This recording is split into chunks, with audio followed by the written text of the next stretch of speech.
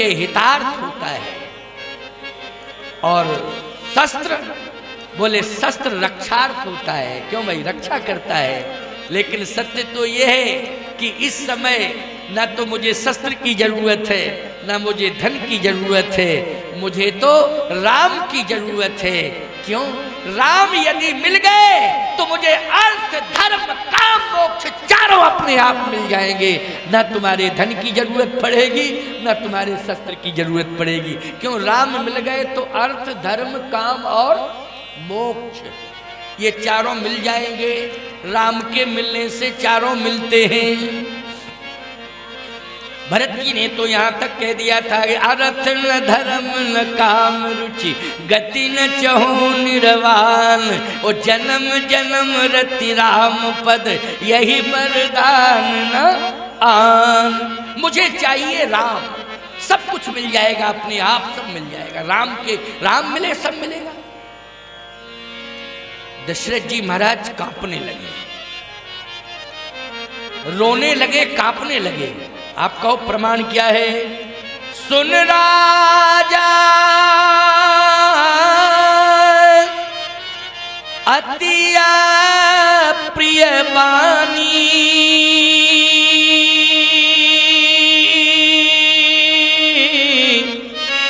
हृदय कंप मुख दुति कुम्हलाए। चेहरा कुम्हला गया, पसीना निकल गया और कांपने लगे। गिरने ही वाले थे, मंत्रियों ने संभाल लिया। मूर्छित होकर गिरने वाले थे, मंत्रियों ने संभाल लिया। अच्छा एक बात बताओ, दशरथ जी की दृष्टि में धन महत्वपूर्ण है कि राम महत्वपूर्ण है? बोलो। राम महत्वपूर्ण है, बोलो, है कि नहीं? यहां तक कि प्राण से भी ज्यादा राम महत्वपूर्ण है। प्रमाण क्या है? स्वयं कह रहे हैं महाराज दशरथ, देह प्राण ते प्रिय कछु नाही, सो मुनि देव निम्नखेक माही, सब सुत मोहि प्राण की नाई, लेकिन राम देत नहीं बनत गुसाई। देह प्राण ते प्रिय कछु नाही, प्राण भी उतने महत्वपूर्ण नहीं है जितने महत्वपूर्ण राम है। राम महत्वपूर्ण है। अब सही बताओ, आजकल दो से ही तो प्रेम करते हो तुम, प्राण और पत्नी, दो को प्राथमिकता दी जा रही है। माता पिता से भी प्रेम उतना नहीं है। हाँ, माता पिता से प्रेम तो है लेकिन उतनी क्वालिटी वाला प्रेम नहीं। क्यों भाई? भाई प्रेम तो है, क्वालिटी वाला प्रेम नहीं है। सही बात तो यह है, मैं सत्य कह रहा हूं आपसे। श्रवण कुमार ने माँ बाप के पीछे प्राण निछावर किए। बोलो किए कि नहीं किए? और जिस समय मरने लगा तो दशरथ जी महाराज से यही तो कह रहा है कि मेरे प्राण चले जाएं, मेरी चिंता मत करो, मुझे मत संभालो। दशरथ जी श्रवण कुमार को संभाल रहे थे। श्रवण ने कहा नहीं नहीं नहीं, मेरे प्राणों की चिंता मत करो, मेरे माता पिता प्यासे हैं, उनके प्राण ना निकल जाए, उनको पानी पिलाओ, जाके पहले उनको पानी पिलाओ। तो ईमानदारी से बताओ, माता पिता के प्राण की ज्यादा चिंता है श्रवण कुमार को कि अपने प्राण की चिंता ज्यादा है? अपने प्राण से ज्यादा माता पिता के प्राण की चिंता है। गोस्वामी जी कहते हैं, करतल होए पदार्थता के, ओ प्रिय पितु मातु प्राण सम जाके। अर्थ धर्म काम मोक्ष ये चारों तुम्हारे हाथ में होंगे, लेकिन माता पिता को प्राणों से भी ज्यादा महत्व दो, महत्व दो। करके तो देखो, आज तुम्हारी पत्नी है, कल ये भी तो मां बनेगी। तुम आज घर के बेटे हो, लेकिन कल के तुम इसी घर के बाप हो। बोलो हो कि नहीं? आज तुम बेटे हो, लेकिन कल इसी घर के तुम क्या हो? बाप हो। आज तुम इस घर की बहू हो, कल इसी घर की तुम सास बनोगी, है ना? तुम्हें भी माँ बनने का सौभाग्य मिलेगा, तो माँ बाप तो तुम्हें भी बनना है। ईमानदारी के साथ बताओ, तो चिंता स्वयं अपनी करनी चाहिए। इसलिए चाहे वो पति की भूमिका में हो चाहे पत्नी की भूमिका में हो, हम दोनों से कहना चाहते हैं कि घर में सबसे पहले बूढ़ों का ध्यान रखो। किसका ध्यान रखो? बुजुर्गों का ध्यान रखो। बूढ़ों दो को बचाने की जरूरत है। अगर पर्यावरण शुद्ध करना है तो वृक्षों को बचाओ, और वातावरण शुद्ध करना है तो बाप मताई को बचाओ। बहुत साफ बोल रहा हूं। वातावरण अगर घर का तुम्हें अच्छा बनाना है तो मताई बाप को बचाओ, और पर्यावरण अगर शुद्ध रखना है तो फिर वृक्षों को बचाओ। गलत कह रहा हूं क्या मैं? वृक्ष अगर बचेंगे तो पर्यावरण शुद्ध रहेगा। माँ बाप अगर घर में होंगे तो वातावरण शुद्ध रहेगा।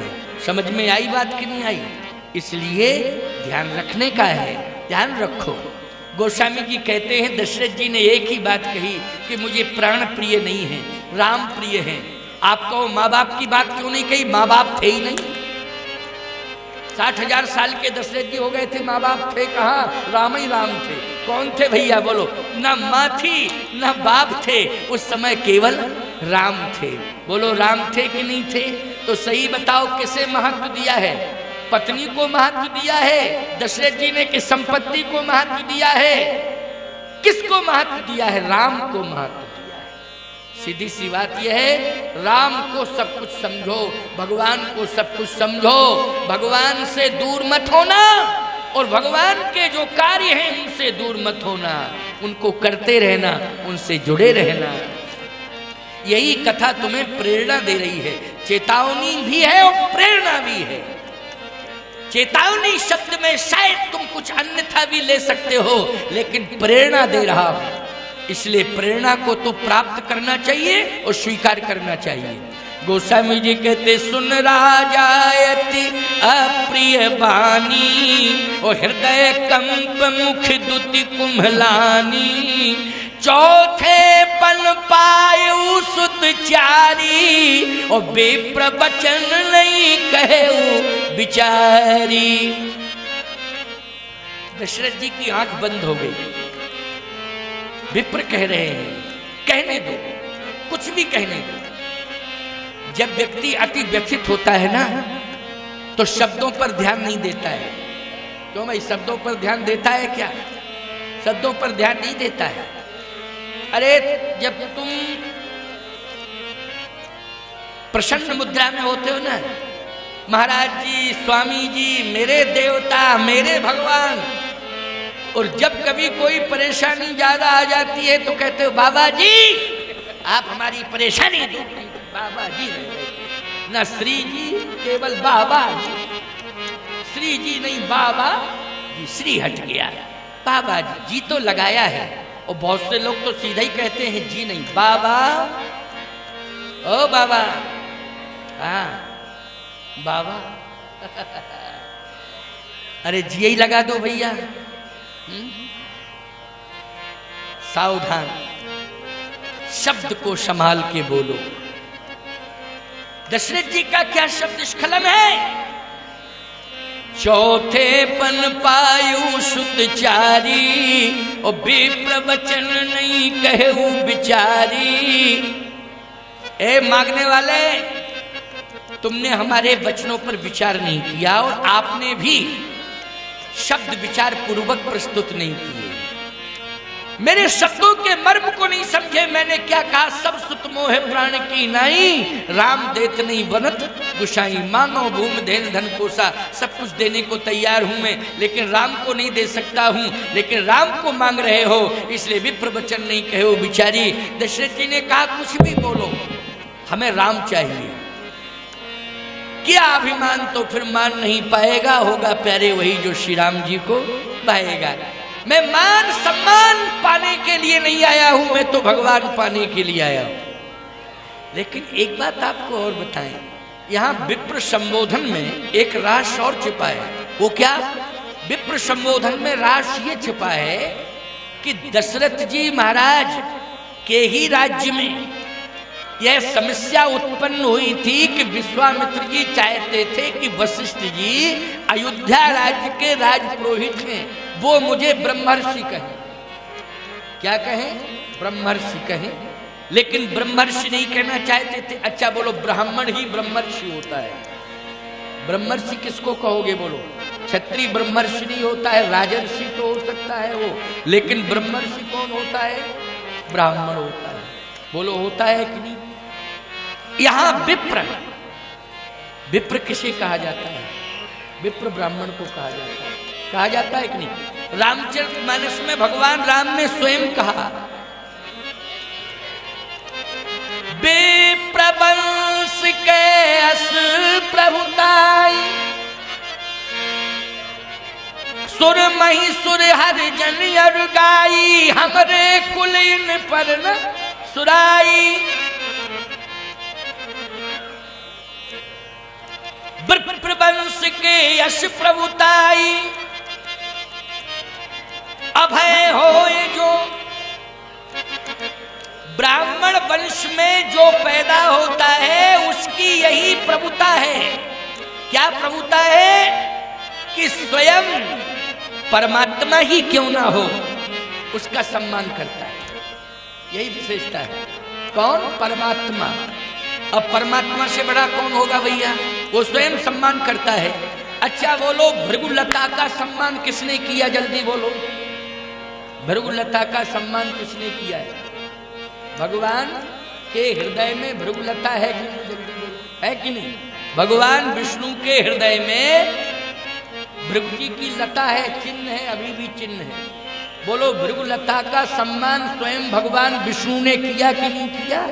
ये शास्त्र का सिद्धांत है, मैं अलग से कोई बात नहीं कह रहा हूं, ऐसा मत मानना।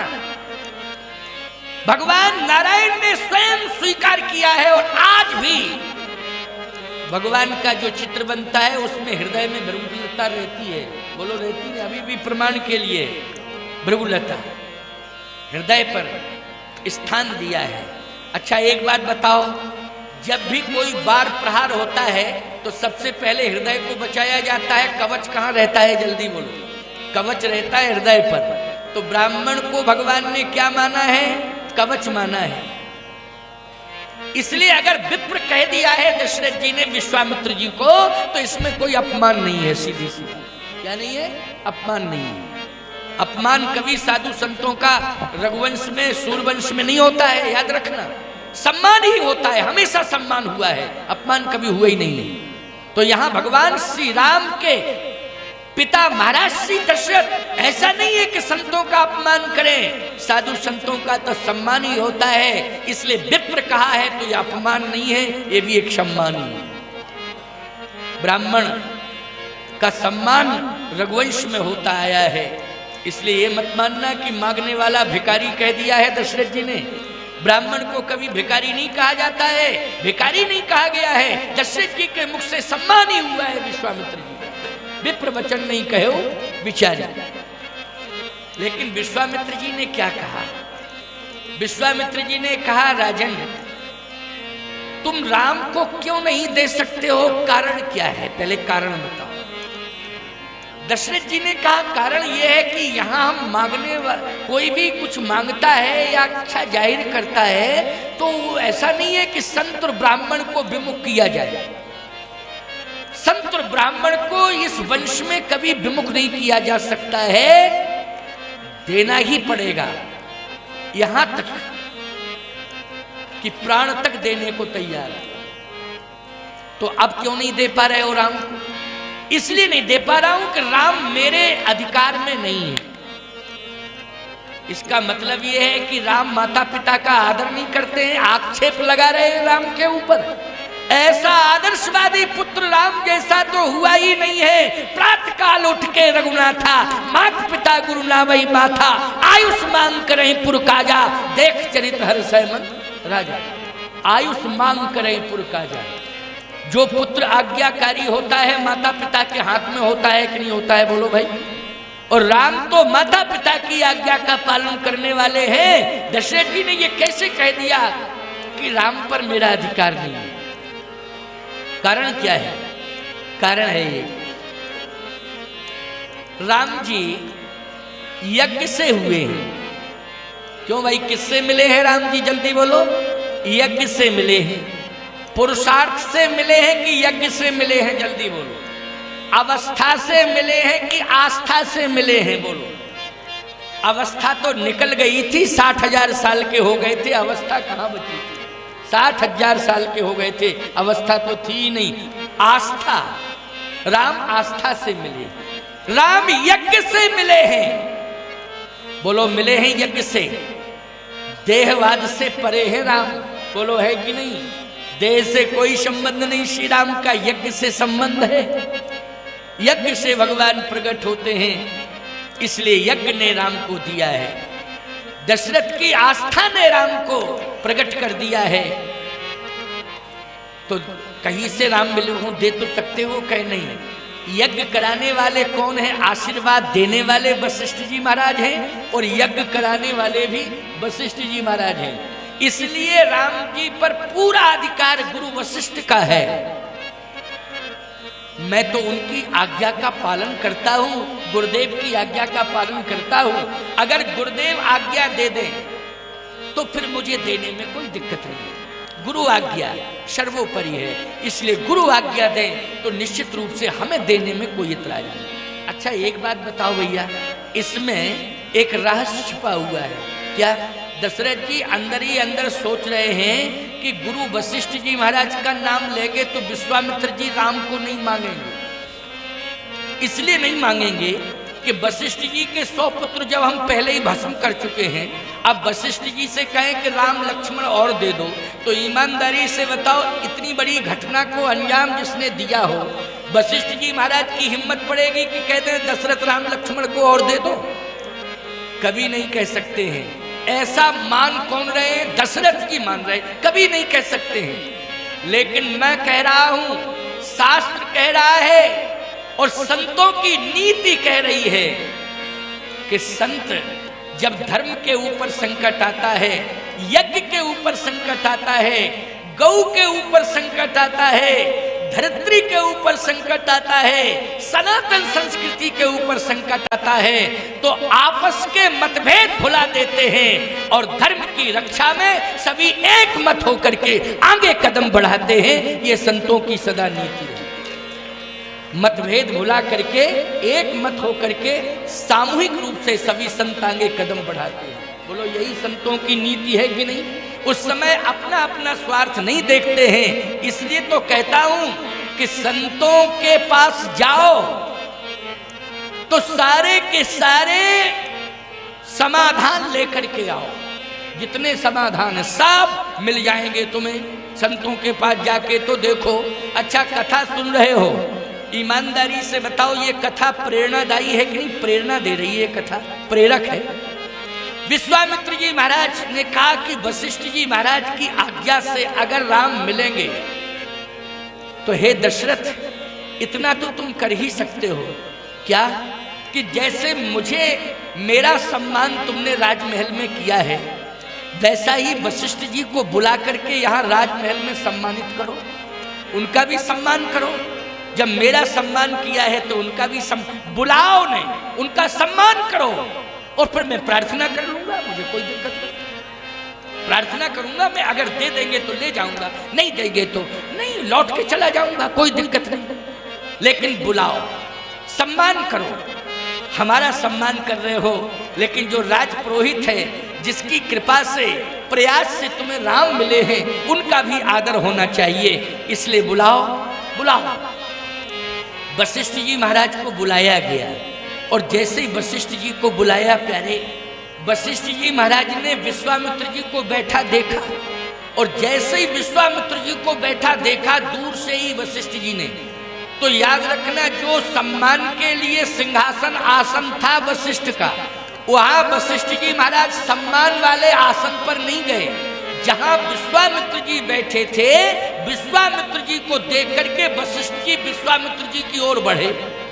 अब जैसे ही बढ़े तो दशरथ जी ने कहा, अब विवाद बढ़ा, अभी रुक जाओ, अभी रुक जाओ। क्या कर रहे हो? कुछ अमनिया कर रहे हो लगता है। क्या कर रहे हो? फल? तो एक काम करो ना, कहीं साइड में ले जाके अमनिया करो। फलों को कहीं उधर कर लो, यहाँ मत करो, सामने उधर ले जाओ। या नीचे बैठ के कर लो, बैठ के, हाँ बैठ के वहीं कर लो, कोई दिक्कत नहीं। नीचे करते लेकिन बैठ के करना, हाँ कर लो, कोई दिक्कत नहीं। प्रसाद है, तुम लोगों के लिए तैयारियां की जा रही हैं। आइए सुनिए, बहुत अच्छी बात बता रहा हूँ। प्रसंग ये आज का प्रसंग इस बात का प्रेरक है कि जीवन में हमें विवाद को संवाद में बदलना है, इस बात की प्रेरणा है। विवाद को हमें संवाद में बदलना है, और ये विवाद हमारे अपमान का कारण बन रहा है, ये विवाद हमारे विनाश का कारण बन रहा है, ये विवाद हमारे लिए अभिशाप बन रहा है, और ये विवाद हमारी आगे आने वाली पीढ़ियों के लिए बहुत बड़ी समस्या बन रहा है। इसलिए वर्तमान में हमें कथा श्रवण करके इन सूत्रों के माध्यम से हमें विवाद को समाप्त करना है, संवाद में बदलना है। और संवाद में कैसे बदला जा सकता है उसका तरीका मैं आपको बता रहा हूँ, बहुत सुंदर तरीका है, ध्यान से सुनना। इतना बड़ा विवाद था, अरे भैया एक हत्या किसी के द्वारा हो जाए परिवार में तो वो बदला लेने की सोचता है, बोलो सोचता है कि नहीं सोचता है। लेकिन यहाँ 100 वध हो गए, 100 बेटे भस्म कर दिए गए। लेकिन याद रखना, एक ऐसा धैर्य का एक ऐसा उदाहरण प्रस्तुत किया वशिष्ठ जी महाराज में कि आज विश्वामित्र जी को आना पड़ा और आज इस विवाद को संवाद में परिणित करना पड़ा। देखो कितना बड़ा विवाद आज संवाद में परिणित हो रहा है, माध्यम राम को बनना पड़ा। और आज आपके जीवन में, आपके क्षेत्र के लिए ये राम कथा ही आज माध्यम बन रही है कि घर घर के विवाद समाप्त होने चाहिए। राम कथा के संदेश से सुन करके जाना, विचार करना, और निश्चित रूप से राम कथा का कहीं ना कहीं कोई सूत्र आपके विवाद को समाप्त करेगा, ये मैं विश्वास के साथ कह रहा हूँ। आइए सुनिए, विश्वामित्र जी महाराज जहाँ बैठे थे, वशिष्ठ जी महाराज पहले अपनी आसन पर नहीं गए, जहाँ विश्वामित्र जी थे उसी ओर बढ़े। दशरथ जी ने कहा अब विवाद बढ़ रहा है, क्योंकि विश्वामित्र जी देख करके कहीं ऐसा ना हो कि आक्रमण करने लग जाए वशिष्ठ जी के ऊपर कि मेरी तरफ क्यों आ रहे, या वशिष्ठ जी महाराज क्रोधित होकर श्राप ना दे डाले कि इनको क्यों बुलाया, श्राप ना दे डालें। लेकिन नहीं, जहां पर संत आ जाएं वहां पर भ्रम और भेद ये दोनों समाप्त हो जाते हैं। याद रखना, ना तो भ्रम रखना चाहिए, ना किसी प्रकार का मतभेद रहना चाहिए। ये मतभेद ही समाप्त हो जाते हैं, भ्रम समाप्त हो जाता है, किसी भी प्रकार की कहीं कोई प्रतिकूलता रहती ही नहीं है जहां पर संत समागम होता है। आपके इस यज्ञ में, गांव में, जरेरुआ धाम में संत समागम हो रहा है, इसलिए ये संत समागम आपके लिए, आपके क्षेत्र के लिए परम मंगलदायी है, परम कल्याणकारक है। गोस्वामी जी कहते हैं वशिष्ठ जी महाराज बढ़े और क्या किया, बोले विश्वामित्र जी की भुजाएं पकड़ ली, और जैसे ही विश्वामित्र की भुजाओं को पकड़ा तो विश्वामित्र जी सोच रहे हैं कि जो सजा वशिष्ठ जी मुझे देना चाहें आज मैं वो सजा ले लूंगा, लेकिन प्रतिकार नहीं करूंगा। ये सोच के ही बैठे थे, जो भी सजा मुझे मिलेगी मैं सजा ले लूंगा, लेकिन प्रतिकार नहीं करूंगा। लेकिन प्यारे, जैसे ही भुजाओं को पकड़ा वशिष्ठ जी ने, और भुजाओं को पकड़ करके विश्वामित्र को अपने हृदय से लगा लिया और आंखों में आंसू भर के कहा, महात्मन बड़ी कृपा की आपने अयोध्या में पधारे, बड़ी कृपा की आपने जो अयोध्या में पधारे। अभी तक तो इतने महात्मा, जितने तीर्थों के संत थे, राम के आने पर सभी आए, लेकिन एकमात्र आप ऐसे थे जो नहीं आए।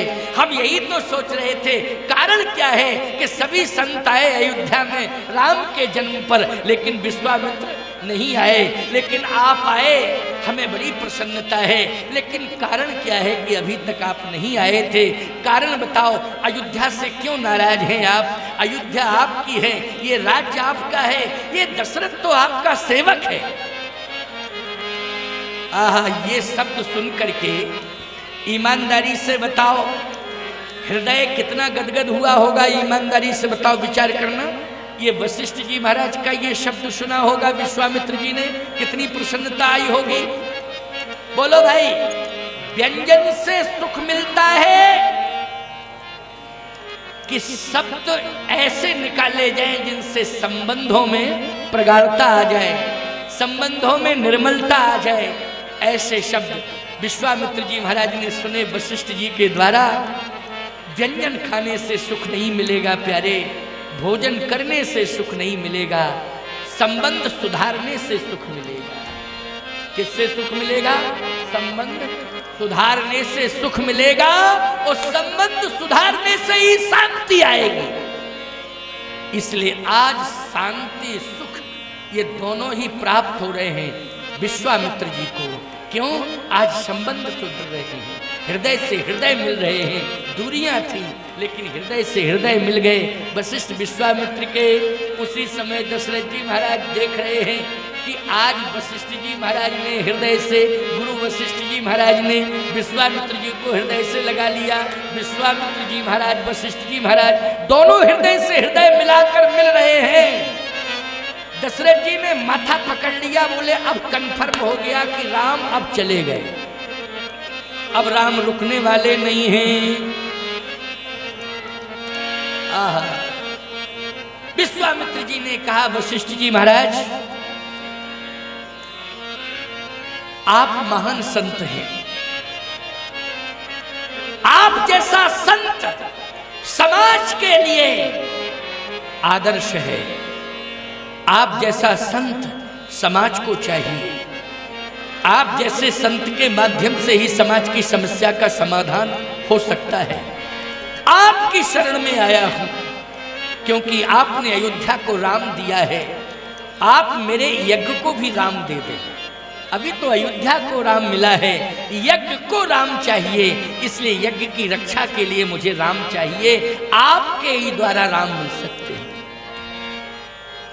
राम को मना किसने किया देने से? उसका नाम बताओ, किसने मना किया? विश्वामित्र जी ने कहा कि राम तो हैं, दर्शन भी दिए हैं, लेकिन दशरथ जी ने मना किया। दशरथ जी बोले मैंने मना नहीं किया, ये मैंने थोड़ी कहा था कि मैं नहीं दूंगा, मैंने तो ये कहा था कि गुरुदेव की धरोहर हैं, वो कह दे तो हम दे दें। हमने मना कब किया है? गुरुदेव कह दे तो हम दे दें। विश्वामित्र जी ने कहा कि आपका आदेश क्या है, और यदि आदेश है तो आप अपने शिष्य को आदेश दो, अपने शिष्य को आदेश दो। तो तब वशिष्ठ बहुविधि समझावा, तब वशिष्ठ बहुविधि समझावा, ओ नृप संदेह नाश कह पावा। उपदेश दिया वशिष्ठ जी ने दशरथ जी को। उपदेश श्रवण करके दशरथ जी का भ्रम दूर हुआ। और जानते हो कितनी बढ़िया बात कही वशिष्ठ जी ने दशरथ जी से? यही कहा, दशरथ राम को तुम मोह के कारण नहीं देना चाहते, राम को तुम मोह के कारण नहीं देना चाहते हो, मोह हो गया है। और याद रखना, राम से मोह तो करना चाहिए, राम से प्रेम करना चाहिए, लेकिन जहां धर्म पर आंच आवे, जैसे एक उदाहरण मैं आपको दे रहा हूं, ध्यान से सुनना। आपके पास पुत्र है और वो पुत्र परिश्रम करके सेना में भर्ती हो गया, तो पुत्र है आपका, मोह है, सेना में भले ही चला गया हो लेकिन फिर भी आपका पुत्र से मोह है। लेकिन ईमानदारी के साथ बताओ, अगर देश के ऊपर आंच आ जाए, पाकिस्तान चैलेंज कर दे, और पाकिस्तान अगर हमारे भारत की सीमा को पार करके भारत में आने की कोशिश करने लग जाए, तो ईमानदारी के साथ बताओ उस समय आपका धर्म क्या ये कहता है कि मोह के कारण आप अपने बेटे को वापस बुला लो कि बेटा घर आ जाओ, खतरा पैदा हो गया? बोलो ईमानदारी से। नौकरी भाग में जावे, नौकरी छोड़ो, प्राण ज्यादा प्रिय है, पैसा प्रिय नहीं है, नौकरी छोड़ो, तुम घर में आ जाओ। मैं एक बात कहता हूं, घर में भी बुला लोगे, अगर आतंकवादी घुस जाएंगे तो तुम्हारा घर सुरक्षित रहेगा? बोलो, पूरा घर गांव प्रभावित हो जाएगा कि नहीं? देश प्रभावित होगा तो तुम्हारा घर भी प्रभावित होगा, तुम्हारा धर्म भी प्रभावित होगा, पूरा भारत प्रभावित हो जाएगा। इसलिए उस समय धर्म ये कहता है मोह का त्याग करो, उस समय उपदेश दो बेटे को कि बेटे देश की रक्षा करना, और एक ही संकल्प ले लो बेटा, ये कहना चाहिए हर पिता को अपने पुत्र को जो सेना में भर्ती है उसे पत्र लिख के भेज देना चाहिए कि बेटा तेरी साधना और तेरी तपस्या यही है। एक शब्द लिख करके भेज देना। एक बहुत सुंदर एक सूत्र दे रहा हूं, पत्र में लिख करके भेज देना, नहीं तो दूरभाष फोन पर सुना देना, मन मस्तिष्क की डायरी में नोट करना। एक ही बात कहना, यही तेरी साधना है, यही तेरी तपस्या है। कौन सी साधना? बोले तमन्ना है बस यही दिल में, साधना शेष रहना चाहिए, मैं रहूं या ना रहूं मेरा देश रहना चाहिए। बोलो हर पिता को ये पत्र लिख के भेज देना चाहिए, जिनके पुत्र सेना में भर्ती हैं अथवा जो घर में हैं उनको भी यही शिक्षा देना चाहिए, हम रहें या ना रहें मेरा देश रहना चाहिए। इसलिए देश के लिए जीना चाहिए, देश की रक्षा करनी चाहिए, हमारा ये परम धर्म है। तो आज वशिष्ठ जी ने कहा, हे दशरथ, यज्ञ की रक्षा होगी तो धर्म की रक्षा होगी, धर्म की रक्षा होगी तो धरती सुरक्षित होगी, और धरती सुरक्षित होगी तो निश्चित है अयोध्या भी सुरक्षित होगी। अगर धरती ही सुरक्षित नहीं रही, धर्म सुरक्षित नहीं रहा, तो अयोध्या भी सुरक्षित नहीं रहेगी, न तुम सुरक्षित रहोगे न तुम्हारा वंश सुरक्षित रहेगा। इसलिए गोस्वामी जी कहते, तब वशिष्ठ बहुविधि समझावा और नृप संदेह नाश कह पावा। विश्वामित्र जी बोले, देहो भूप मन हर्षित तजहु मोहि अज्ञान, और धर्म सुजस प्रभु इन कह तुम कहयति कल्याण। देव भूप मन हर्षित तजहु मोहि अज्ञान, धर्म सुजस प्रभु इन कहा तुम कहयति कल्याण। देव प्रसन्नता पूर्वक देव। गोस्वामी जी कहते हैं दशरथ जी का मोह दूर हुआ। ईमानदारी से बताओ, मोह दूर किसने किया? उपदेश ने। मोह दूर किसने किया? उपदेश ने किया है। आज जो कथा सुन रहे हो इससे मोह दूर हो रहा है, क्योंकि मोह सकल व्याधन कर मूला, मोह व्याधियों का मूल है। उपदेश से, कथा से, संत दर्शन से, जैसे वशिष्ठ जी महाराज ने विश्वामित्र जी के समक्ष दशरथ जी को समझाया। बोलो समझाया कि नहीं समझाया? इतना बड़ा प्रतापी राजा था, इतना ज्ञानी राजा था, लेकिन फिर भी मोह में डूब रहा था। तो वशिष्ठ जी ने उपदेश के माध्यम से मोह को दूर कर दिया, और राम जी की भुजा विश्वामित्र जी के हाथों में सौंप दी गई। गोस्वामी जी कहते, मोरे प्राण नाथ सुत दो और तुम मुनि पिता आन नहीं को, तुम मुनि पिता आन नहीं को। मोरे प्राणनाथ सुत दो तुम मुनि पिता नहीं को। आज से मैं अपने भ्रम को दूर कर रहा हूँ। मैं समझता था कि मैं इनका पिता हूँ, मैं राम का पिता हूँ, लेकिन वास्तव में सत्य तो ये है कि विश्वामित्र जी महाराज और जितने संत हैं वो सभी संत जो है, राम पर पहला अधिकार तो संतों का है, इसलिए संत ही इनके पिता हैं। आज मैं सौंप रहा हूँ। किसको सौंप रहा हूँ? राम लक्ष्मण दोनों को सौंप रहा हूँ। तो फिर दो बेटे रह गए हैं, वो भरत और शत्रुघ्न।